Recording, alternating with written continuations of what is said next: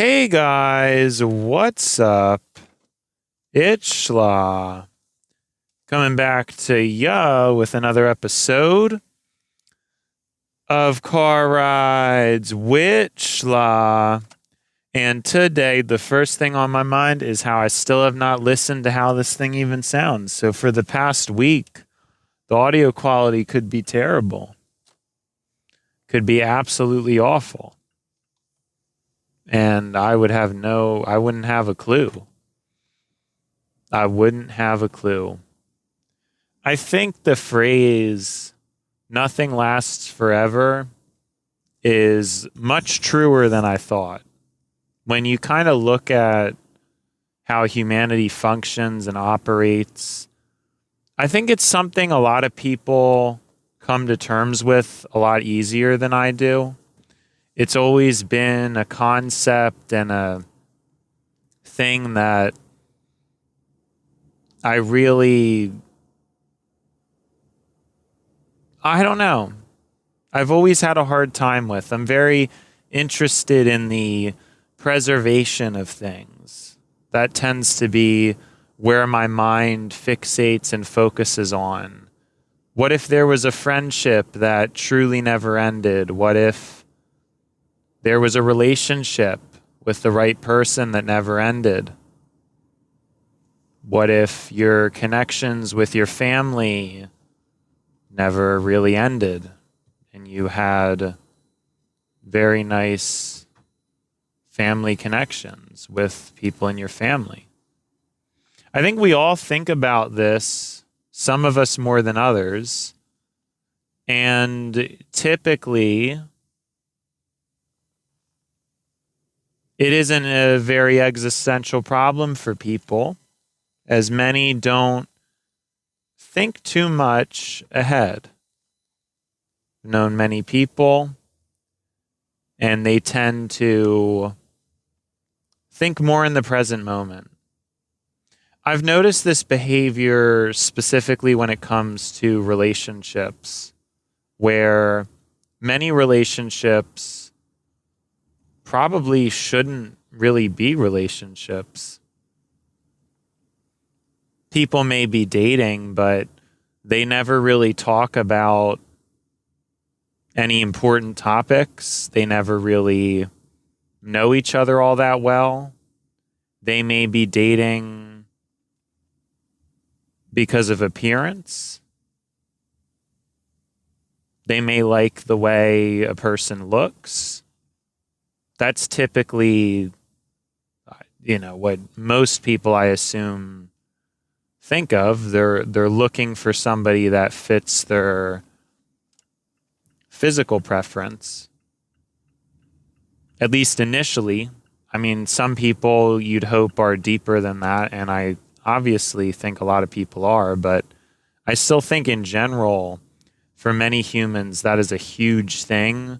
And I think that deep down, even if they wouldn't admit it, I think a lot of people do want an attractive partner. So a lot of relationships are formed on fairly shallow grounds. Sometimes it's just the right place and the right time. Sometimes it's out of desperation.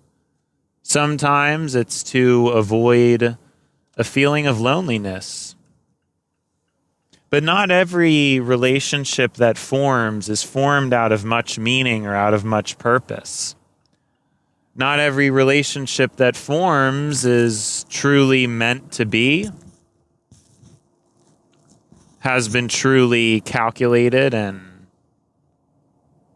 thought about. And sometimes you have people who are dating for months and even years, and they don't necessarily know each other all that well. We get away with this because modern life is very busy and it's very distracting.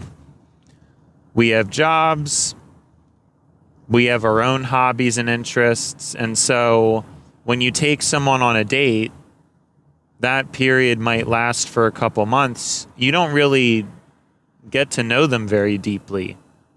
You kind of try to stretch the honeymoon phase. Let's say they have a good outfit. They smell nice. They eat with a good amount of etiquette. They're adequate at making casual conversation over a meal. Maybe you end up going to a park. I'm just thinking, as I'm talking about all this stuff, I don't even know why I'm talking about this because I'm not really an expert. I wanted to make that. I just can't get over myself right now. Like, I feel like talking about this, but I would not consider myself an expert on relationships. Let me just put that out there. Okay, moving. It's like I shouldn't even be talking about this. But people don't really learn about each other or know each other. It can be small talk or mostly small talk for months, years, and even some people end up getting married and still keep some things secret. I don't even think it's commonplace really for somebody to tell their significant other everything. I think a lot of times your significant other can be a slightly different dynamic than your best friend. A lot of people claim that they want a significant other that will feel like a best friend. But if they were actually given that, they end up not liking it. A lot of people around the person they are attracted to, the person they have a crush on, typically want to seem more impressive. I guess not everybody's this isn't always the case, but this tends to happen from time to time. The shallowness of modern connections, of modern relationships. Nothing lasts forever. People avoid the existential problems that we face as a species by ignorance. Most people who are existential and aware of our temporary nature can see the long term, see that life is mostly just working for our whole lives and then maybe getting a nice retirement, maybe not.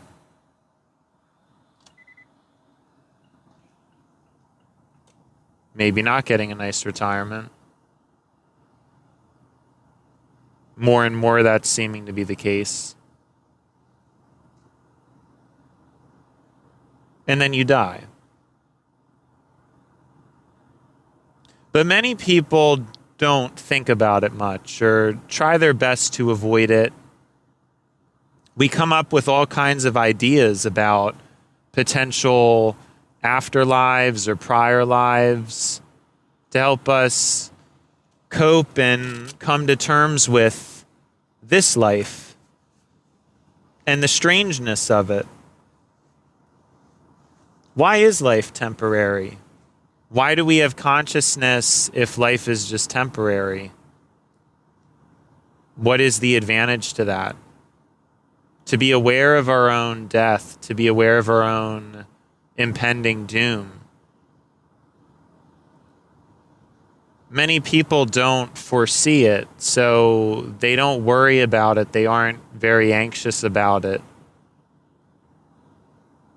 And this happens in relationships. You're with a person, you really like how they look, you really like their company. You're trying your best to not embarrass yourself.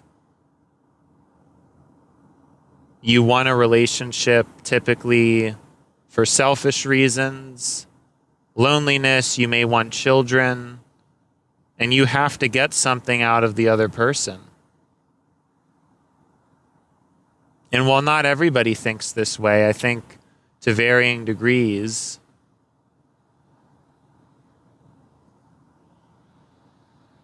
we don't get in relationships to help another person. We get in relationships to help ourselves. At least that is the standard that I think most people adhere to.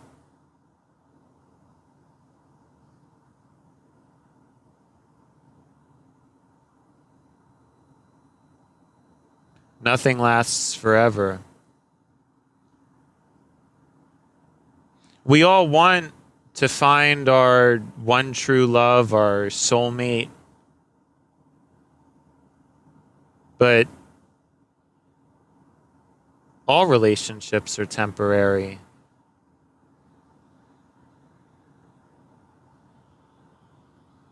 The rare ones that succeed, which seems further and further unlikely,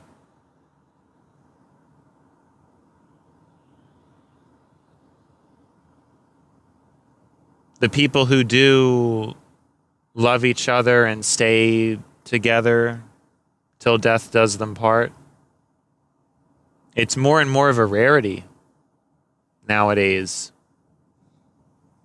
But even if you reach that perfect point, it is not common. No, I don't know why I said that. Even even if you do reach that point, it is still temporary. It's not forever. One person will inevitably die before the other. And I think even more common nowadays is sometimes after a while,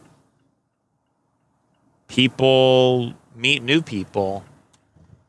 And after a relationship ends in a death, they just meet another person and have a relationship with them.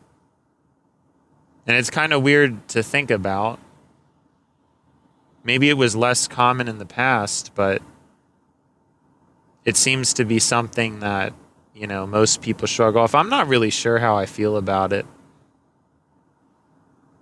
It's like, is it odd? Is it not odd? What, But we all kind of have that ego where I think we wouldn't want, if we died first, but I don't think everybody does. Because then it's like, if we were dead and ascended as a spirit, I don't really think we would care if our or if we were in hell watching from below. Like I don't see why we would care whether our mortal partner. Yeah, so I don't really know. I guess it would feel weirder, if anything. It would feel weirder for the person still living, because I don't see why, if you had. Yeah, I don't know. That's just this is a whole other topic to talk about that I'm not really sure where I fall. But yeah, I mean, where nothing lasts forever. Most people we meet, most people we have interacted with, we don't end up being friends for all that long.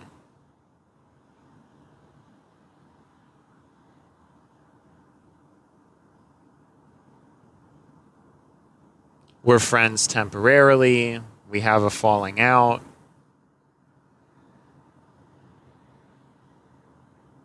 And that's it.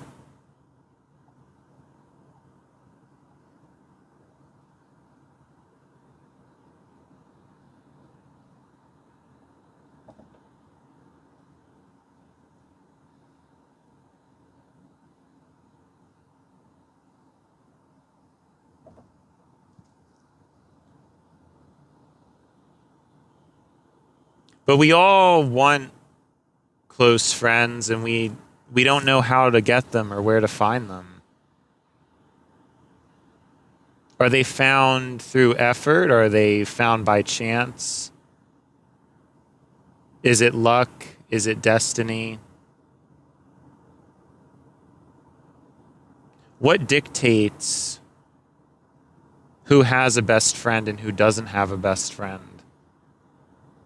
What dictates who has more friends and who has less?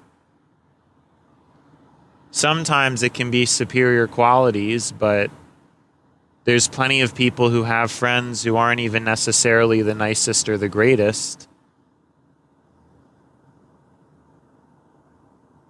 So there's some kind of mystical force that we can't really see, touch, smell, or describe that carries us through life and gives us and brings the connections we have to us. We can try to research, learn, especially nowadays, look up. People probably look up how to make friends, psychological tricks, learning the psychology of how to do this or that.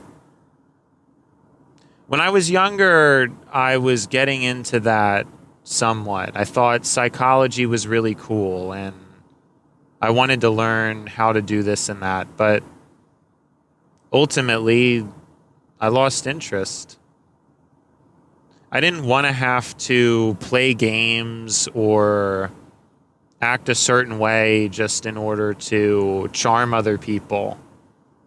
I wanted to be able to be myself and who I was and be comfortable and be able to be honest, not to have to act differently. In a way, this could be deemed as selfish, because why should I be myself if myself is going to cause myself problems? Why not optimize? Why not change? And it's true, I try to change some things, but I just think this idea of trying to act a certain way for a certain purpose, I don't know that I could ever be happy with that. And I think love and the way humans fantasize and romanticize about love, it's not the same. It's not the same if you find some cheat code and now you know how to. In movies, it's always portrayed by chance. It's never forced. It's unlikely. It draws the attention, draws in the attention of the viewer.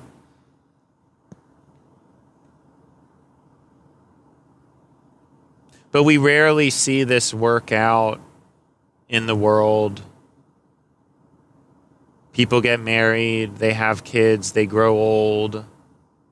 Many relationships are riddled with arguments, friction, and discord. Many people stay in those situations, many don't.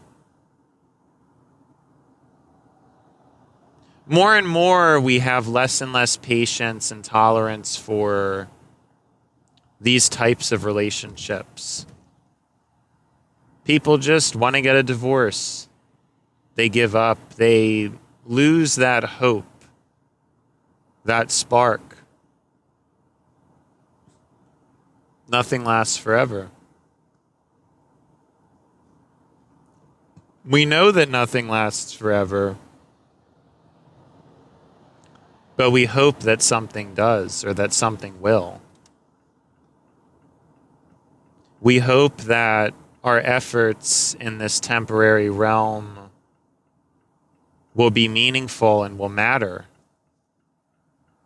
to something, to someone, to some entity.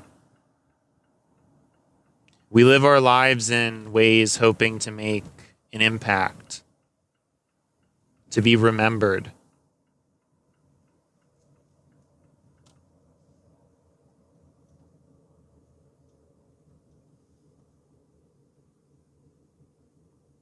But does any of it matter?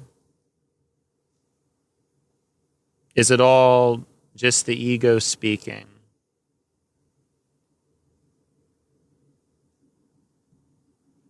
Is the high of hoping that things last forever important? To be existential and to be aware of the fact that everything is temporary and that likely most people's relationships will be too. Is this a good way for a human to think? Is this what's optimal? Or is what's optimal to hope and to not lose hope? To be able to straddle expectations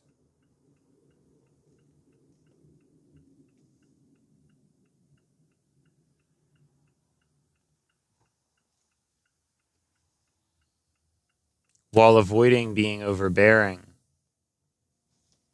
while avoiding letdown.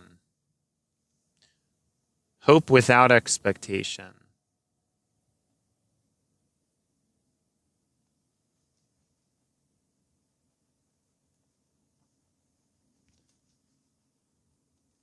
Maybe that's what blind faith means. Blind hope. A hope and a confidence that things will be okay. Even if one event comes by that seems tragic, that seems difficult to deal with, you don't typically see it worded as blind hope, but rather blind faith. And I've had critique of blind faith. I've thought that blind faith seems to have an ignorance to it. Like God would want us to find the answer and to not just sit around and do nothing, but maybe it makes sense. Blind hope in the eternal. Blind hope that you would be one of the few to achieve the relationship that you want. Blind faith. Why should we believe that nothing lasts forever? Is this belief advantageous?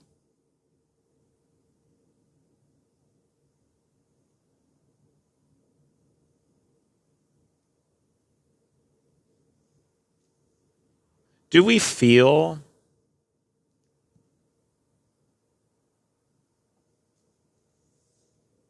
anything other than what is in our present moment? Is that why?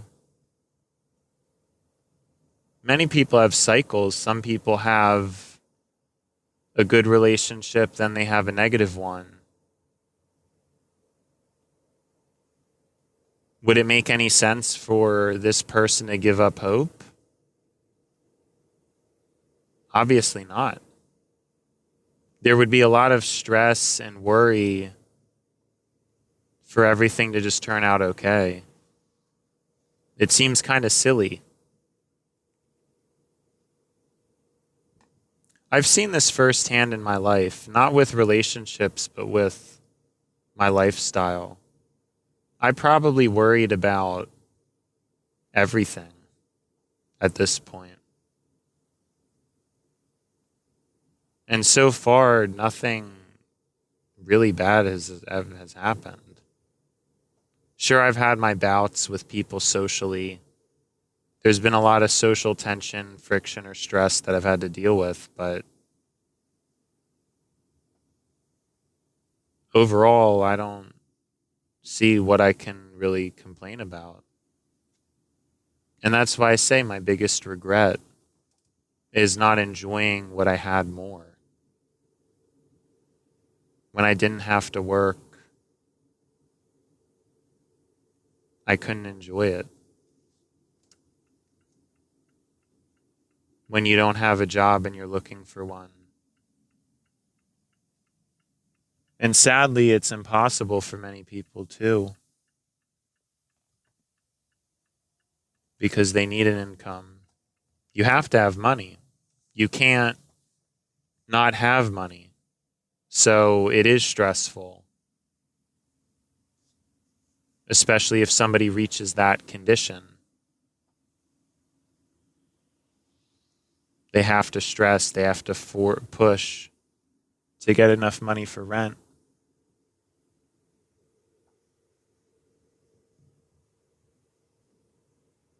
But in my case, there was no reason to worry. There was no reason to stress. And in a way, there never really is.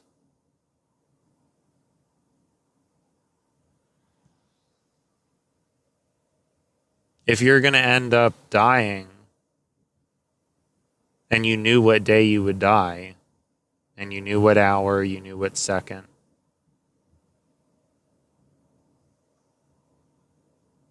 why should you do anything differently? Why should it really matter that much? Of course, we would all just act differently if we knew.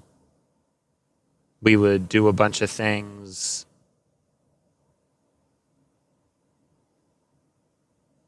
But it's not knowing that makes life eternal. We don't know what happens at the crossover during death. When we die, for all we know, it may never stop.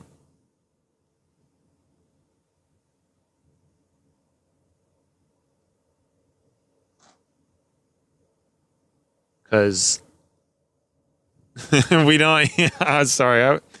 I was gonna say I don't know about you, but I've never met anybody who's died. It's so stupid. I'm sorry. We don't know. We really don't know. I mean, none of this could end. It could just be continued. And that's one of the main arguments is like, if nothing happens, we wouldn't know either. We would never find out that our life is temporary. What if we didn't know what death was? Would we really know that we died? Do animals know they died?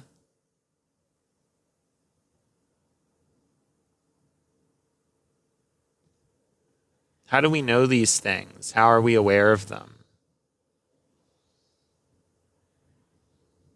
And what if you didn't teach a person that death happened? Some deaths can be painful, sure, but what if we just told people they just never died? Would they act differently? Some people would just start doing a bunch of crazy, dangerous stuff, which is not really what I'm getting at. It's more of a mindful being connected with oneself, knowing that death is very much this illusionary transport. It's not something we can actually label. It's not something we really know.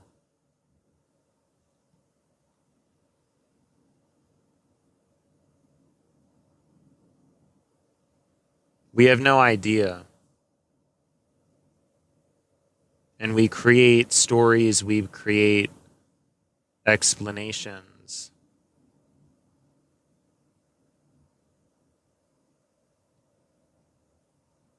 Blind hope. I've never thought about blind hope before. But even if something bad ends up happening, are you going to regret that you had hoped something good was going to happen and it didn't? Why would you regret that? Let's say somebody gets a heart attack at 40 years old and dies. What if they knew this and lived those 40 years stressed?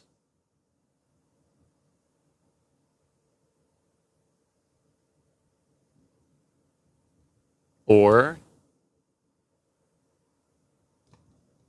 if they were blind to it and they lived those 40 years super happy and they just always thought they would live, a nice long life. Maybe they thought they would live until 90. Yeah, sadly, it ultimately ends up getting cut short, but so they still lived 40 happy years. Isn't that the whole point? It's not really about the length. So my aspiration for immortality, it mostly stems from an interesting thought. It stems from wanting to be healthy. But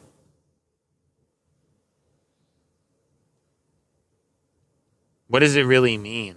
What is it saying about how I feel about things? What does it tell me about my character?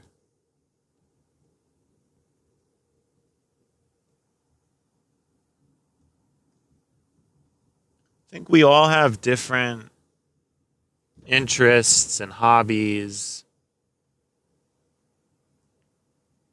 things that entice us. Sometimes maybe it's meaningless, but other times, what if it reveals something about our inner self?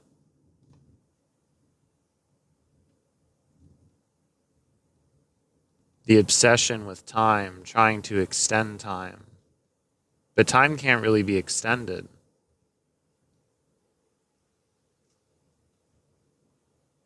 Whether you're 40, whether you're 80, whether you're 10, you feel the same in the present.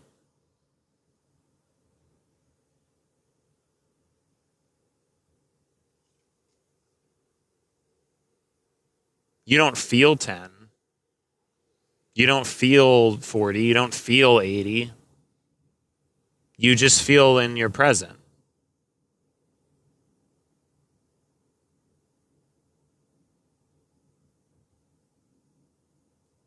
And that's it.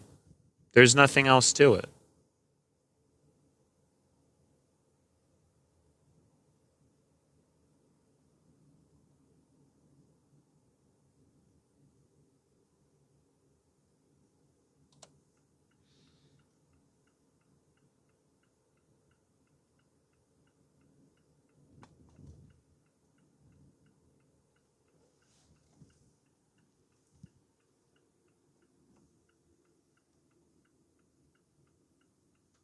So, what's worry's purpose?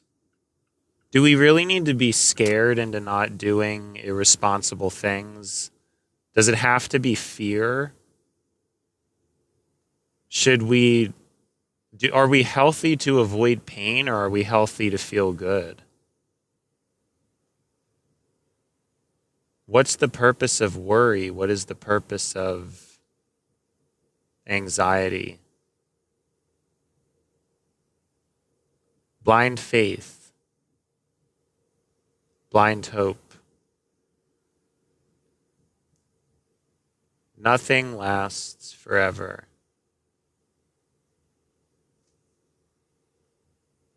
If something bad happens, why anticipate it? Why think about it?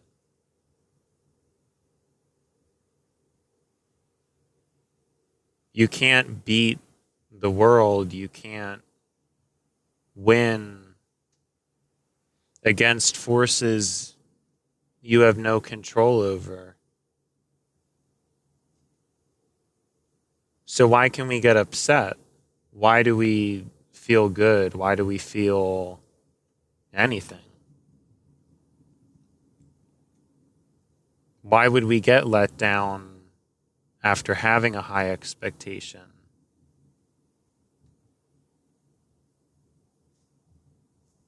If hope is blind, then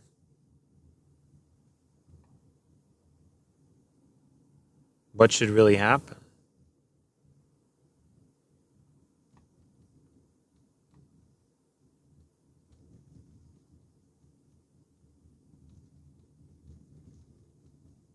Things should always work out.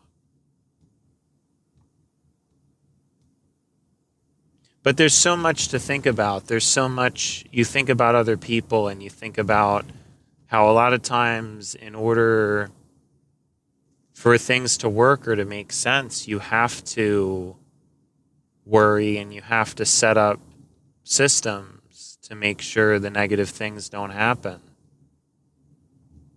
People's ambivalence to things, I don't know if that's a word, has caused the whole problem. It's people's ignorance, people's blindness. It's very good for us as people, but It's not good for us as a society. But are we supposed to do anything about it, or can we do anything about it? What is the ending result? What really matters ultimately? And what are we here to do? What are we here to accomplish? Is it to optimize the system, or is it to find ourselves,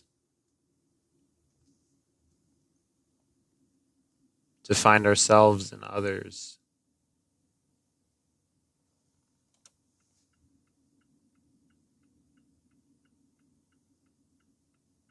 A lot of these teachings are easy to figure out, but they're hard to follow. We consider them, but we don't know them. We want to follow them, but we don't know how.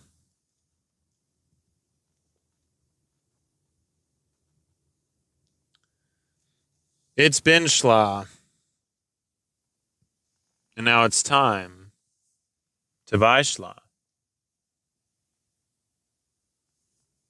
So, see you, Schla.